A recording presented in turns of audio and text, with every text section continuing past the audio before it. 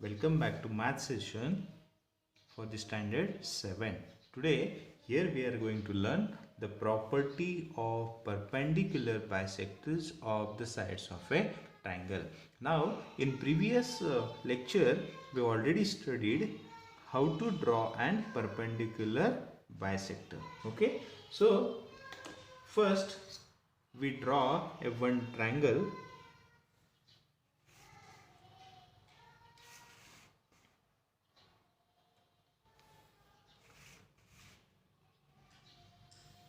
Okay, randomly we draw a one triangle.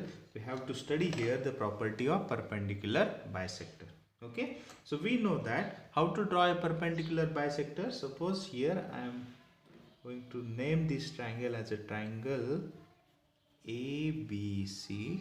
Okay, so first we know that suppose I draw a perpendicular bisector for the side AC. So we know that take a distance greater than half of its length. Okay, then mark on this side and this side.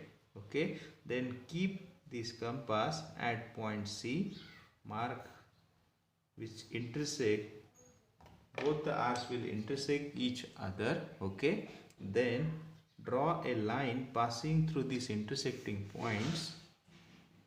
Okay, so this is a what? Perpendicular bisector for a line AC.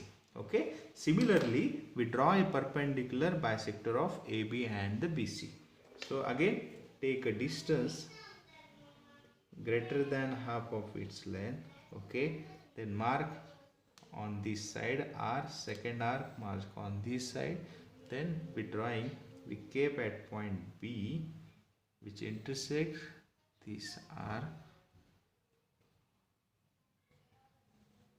Okay, so we get the two intersecting points, then again draw a line passing through this point.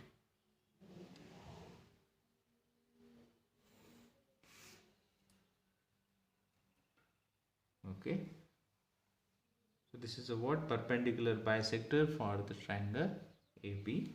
Okay, then next we draw a perpendicular bisector for the side BC.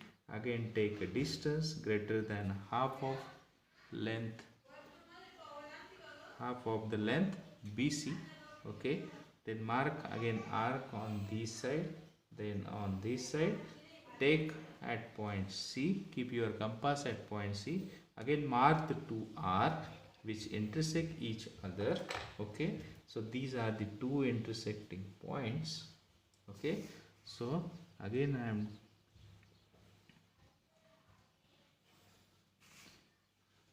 okay, so if you are observing all these three bisectors, okay, they are passing through this one single point.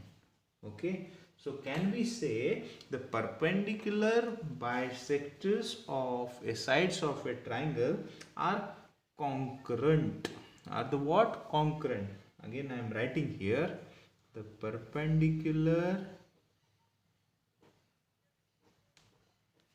bisectors